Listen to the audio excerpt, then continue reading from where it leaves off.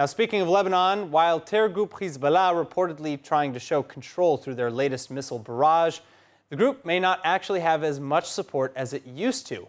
A video uploaded to social media showing residents of a Druze village where Hezbollah allegedly fired from over the weekend, and the residents rebuking Hezbollah for ostensibly using them as human shields. And meanwhile, Hezbollah not the only regional terror group facing growing public dissent. A brave man in Gaza calling for a divorce from Hamas following a deadly explosion in Gaza City where Hamas was storing its weapons.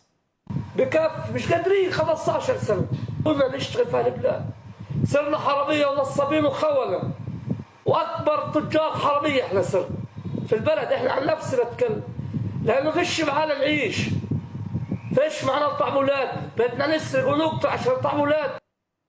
So what does this mean for the terror groups that control those areas? Are they building on a rotten foundation? Joining me with the analysis is ILTV News' Asaf Nissan. Asaf, thank you so much for being with us. Always. Now, we have seen a lot of protests, especially recently, in places controlled by these terror groups because they're showing force against their enemies as a way to unify and gain strength in the public eye. But locally, their support is seemingly waning. Is that actually the case? Is their base of support actually diminishing, or is that maybe just a couple vocal actors who are being promoted now?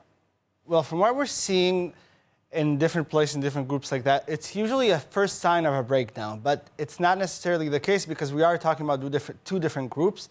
One, of course, both of them are backed by Iran, but we're talking about Hezbollah, which is actually not only a terror group, but also is a political party in the country. Unlike Hamas, this may be even harder because we are talking about a party which is inside parliament.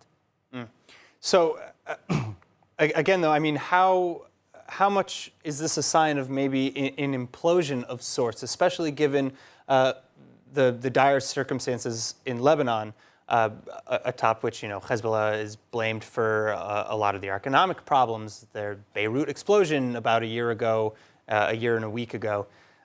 So is it true that these places might be on the verge of collapse? And if so, how might they keep their strength? So these places, I would say, are, well, maybe Lebanon is more than Hamas, but Lebanon is, because it's facing so many problems, this is just a matter of time those issues will bubble up. Now, Hezbollah itself is being a party of the people, and unfortunately still having a base of voters, maybe from the party itself, maybe from the terror groups, maybe from the southern parts of Lebanon, because they're a Shiite group, they actually represent a certain political and diversified party that exists in Lebanon. So this is not necessarily the end of their support. They are keeping some sorts of strength, but yeah, we are seeing a big wane in their strength due to the fact of the reasons said above. I mean, we see it from the explosion 1 year ago. It's still blamed that's still aimed at Hezbollah for the main people in charge of the explosion. We're seeing the economic dire crisis. We're seeing the COVID crisis.